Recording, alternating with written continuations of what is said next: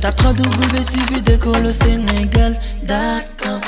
À école au Sénégal, c'est facile, tu n'as qu'à te connecter. Tape école au Sénégal, les leçons sont... Bonjour chers élèves du Sénégal et d'ailleurs, me voici de nouveau encore en face de vous. Aujourd'hui, je vais vous présenter un résumé de cours suivi d'exercices de physique sur le premier chapitre en terminale S, chapitre qui s'intitule la cinématique. Donc vous regardez résumé de cours et exercices de physique sur la cinématique en terminale S. Dans le résumé, on va s'intéresser aux grandes lignes du chapitre. On va se rappeler de quelques mouvements usuels, en l'occurrence le mouvement rectiligne uniforme, le mouvement rectiligne uniformément varié et le mouvement rectiligne sinusoïdal. Ce sont ces trois mouvements-là que j'ai ciblés pour le résumé. Il y a le mouvement circulaire uniforme, le mouvement circulaire uniformément varié. Mais nous allons nous intéresser en premier lieu aujourd'hui au mouvement rectiligne uniforme, au mouvement rectiligne uniformément varié et au mouvement rectiligne sinusoïdal. Et je vais vous présenter un exercice, deux exercices sur ces trois types de mouvements. Un exercice qui combine le mouvement rectiligne uniforme et le mouvement rectiligne uniformément varié. Et un autre exercice qui s'intéresse uniquement au mouvement rectiligne sinusoïdal. Pourquoi ça? Parce que généralement, à l'occasion du premier devoir en physique, l'examinateur vous propose deux exercices. Un exercice qui combine le mouvement rectiligne uniforme et le mouvement rectiligne uniformément varié, concernant généralement les courses-poursuites. Et un deuxième exercice de physique qui s'intéresse au mouvement rectiligne sinusoïdal. Nous allons axer ces révisions dans ces trois types de mouvements. D'accord, d'abord, le mouvement rectiligne uniforme. Grand 1, le mouvement rectiligne uniforme. MRU, abrégé par MRU. MRU, lisez mouvement rectiligne uniforme. Chers élèves, c'est quoi un mouvement rectiligne uniforme? C'est un mouvement dont la trajectoire est une droite et que la norme du vecteur de vitesse reste constante. Mouvement rectiligne est causé par une trajectoire droite. Mouvement uniforme est causé par une vitesse constante. Le mot uniforme est relatif à une vitesse constante. Je reprends. Le mouvement, on appelle mouvement rectiligne uniforme, un mouvement dont la trajectoire est une droite et que la norme du vecteur de vitesse reste constante au cours du temps. D'accord? C'est-à-dire que la vitesse reste constante. Et à partir de là, on sait que la vitesse est égale à la dérivée du vecteur position par rapport au temps. Comme ici, le mouvement rectiligne, le vecteur position correspond à une position x. Donc on aura v égale d de x sur d de t. V égale à d de x sur d de t. Et ici, v est la dérivée de x par rapport au temps. En revanche, x est la primitive de v. Cela veut dire quoi? X correspond à une expression qui, dérivée, doit donner v. Et en classe de première, où on vous a appris la notion de primitive. Donc ici, x égale à vt plus k, avec k une constante. Si je dérive vt plus k, j'aurai v. Par conséquent, x est la primitive de v. Maintenant, k est une constante. Donc à t égale à 0, à t égale à 0, si x égale x0 en tel que x égale à x0 égale à k. Donc si à t égale à 0, x égale à x0, ça veut dire que x égale à k. D'où x de t égale vt plus x0. D'accord, mais de façon rigoureuse, ici j'ai considéré l'instant, la date de départ du mobile correspondant à la date origine. Mais si la date de départ du mobile ne correspond pas à la date origine, il faut tenir compte de T0. Ça veut dire que de façon rigoureuse, x égale à v facteur de t moins t0 plus x0. C'est ça l'équation horaire d'un mouvement rectiligne uniforme. Tout mobile qui effectue un mouvement rectiligne uniforme est réduit par cette équation horaire-là. X égale V facteur de T moins T0 plus X0. Que représente X0, chers élèves? C'est la position initiale du mobile. Parce que, en cinématique, on vous donne, il y a une origine des espaces qui est indiquée et origine des dates qui est indiquée dans l'énoncé.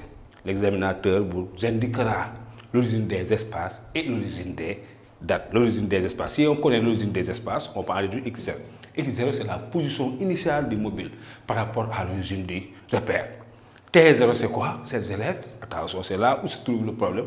T0, c'est la date de départ du mobile M considéré. T0 est la date de départ du mobile M considéré.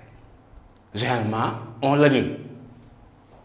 Quand est-ce qu'il est annulé? T0 correspond est égal à 0 si T0 correspond à la date origine du mouvement. Si T0 coïncide avec la date origine du mouvement, T0 égale à 0. Dans le cas contraire, on tiendra compte de T0. Ça, c'est l'expression générale d'un mouvement rectiligne. C'est l'équation horaire d'un mouvement rectiligne, d'un mobile animé, d'un mouvement rectiligne uniforme. D'accord. Maintenant, aux chers élèves, dans cette expression-là, V est algébrique. La vitesse, elle est algébrique. Et c'est quoi une grandeur algébrique? C'est une grandeur qui peut être positive, négative ou éventuellement nulle.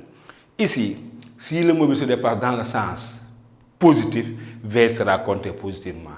Si le mobile se déplace dans le sens négatif, V sera compté négativement. D'accord? C'est ça. Maintenant, là, ça, c'est une relation qu'il faut appliquer. La cinématique est composée de relations qui attendent d'être appliquées. Je vais établir dans ces trois mouvements les relations qu'il faut appliquer. Je lis l'énoncé et je prends une formule et je l'applique.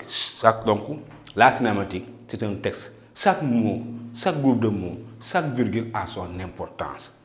Si je lis le texte, une fois que le texte est compris, je cherche la relation cinématique qui lui correspond. Il ne faut pas mélanger. On va établir ces relations. Ces relations-là sont là, le texte est là. Je lis le texte et j'applique. C'est comme ça qu'il faut procéder en cinématique. Il y a des relations qui attendent d'être appliquées. Je lis l'énoncé, je fais attention aux mots, aux groupes de mots, aux virgules dans le texte. Une fois que j'ai compris, il ne me reste qu'à appliquer une formule qui attend d'être appliquée. D'accord? Donc c'est ça l'expression. Maintenant, nous allons faire de même pour le mouvement rectiligne uniformément varié. Grand 2.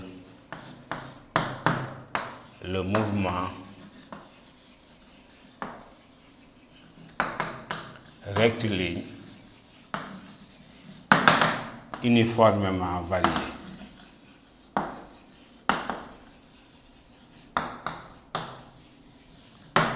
Communément, donc, appelé MRUV, mouvement rectiligne uniformément varié. Là aussi, on va établir les équations horaires relatives à la vitesse et à la position. Ici, dans le cas de mouvement rectiligne uniformément varié, la trajectoire est une droite. Mais ici, la norme de la vitesse n'est pas une constante. Par ailleurs, il y a une grandeur cinématique qui est constante. C'est quoi? L'accélération. Dans le cas de mouvement rectiligne uniformément varié, la trajectoire est une droite et que la norme de l'accélération du vecteur accélération est une constante au cours du temps. Je reprends. Un mouvement rectiligne uniformément varié est un mouvement dont la trajectoire est une droite et que la norme du vecteur accélération est une constante au cours du temps. Ici, la vitesse varie, mais c'est l'accélération qui est une constante. Ici, on aura A égale constante. Et on sait que A égale d de V sur d de t. A est la dérivée de la vitesse par rapport au temps. Par contre, V est la primitive de A. V doit correspondre à une expression qui dérivée doit donner A. Par conséquent, V égale à AT plus const. Expression là. Maintenant, AT égale à 0. Si V égale V0, alors K égale à V0. Si AT égale 0, la vitesse V est égale à la vitesse initiale V0, alors K égale à V0. Par conséquent, on aura V égale à AT plus V0. Et aussi de manière rigoureuse, on peut l'écrire comme ça. V égale à A facteur de T moins T0 plus V0. Ça, c'est un cas particulier. Ça, cette relation-là est la plus rigoureuse. Avec V0, la vitesse initiale du mobile. T0, la date de départ du mobile. Si la date de départ du mobile coïncide avec la date d'origine du mouvement, T0 égale 0. Dans le cas contraire, on tiendra compte de T0. Et là, c'est l'équation horaire de la vitesse. Si on voit que V est fonction du temps et de façon affine. Dans le cas d'un mouvement rectiligne uniformément varié, la vitesse est une fonction affine du temps. Elle varie mais de façon affine. C'est bon. Maintenant, on va chercher l'équation horaire relative à la position. Qu'est-ce qu'on sait? On sait que V égale à d de x sur d de t. Égale à, on vient de voir, A facteur de t moins t0 plus v0. C'est ça. Donc, ça veut dire quoi ici? X doit correspondre à une expression qui dérivée doit donner V. Par conséquent, on aura x égale à 1 demi de V égale donc x égale à 1 demi de A facteur de t moins t0 au carré plus V0 facteur de t moins t0 plus une constante K si à t égale à 0 K si t égale à 0 x égale x0 alors K égale à x0. Par conséquent, donc on aura x égale à 1 demi de A facteur de t moins t0 carré plus V0 facteur de t moins t0 plus x0. Et ça, ces élèves, c'est l'équation horaire relative à la position. Une deuxième relation. Ah, d'accord. Il ne faut pas mélanger. X égale V facteur de t moins t0 plus V0. Dans le cas d'un mouvement rectiligne uniforme, x égale à 1 demi de A facteur de t moins t0 carré plus V0 facteur de t moins t plus x0 est valable dans le cas d'un mouvement rectiligne uniformément varié. Maintenant, si dans un énoncé, on vous dit que un mobile animé d'une vitesse initiale nulle parcourt atteint une vitesse de 10 mètres par seconde au bout de 5 secondes.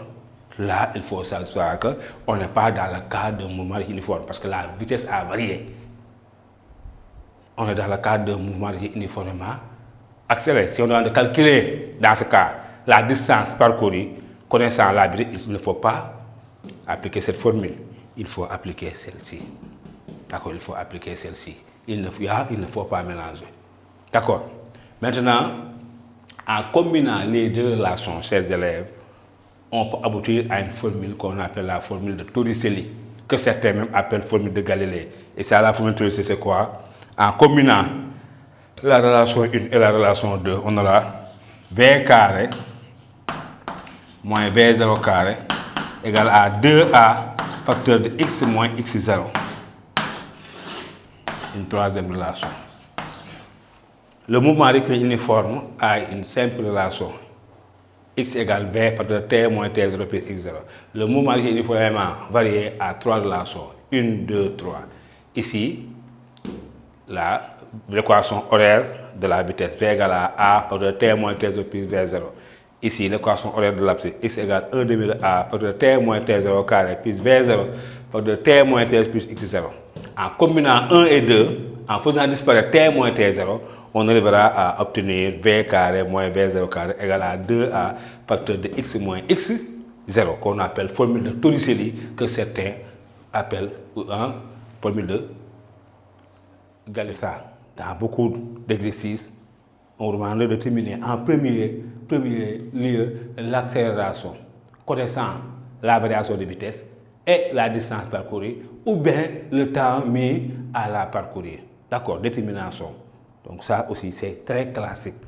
Dans beaucoup d'exercices, la première question que l'on vous demande de déterminer l'accélération du... Puis d'école au Sénégal, d'accord. À école au Sénégal.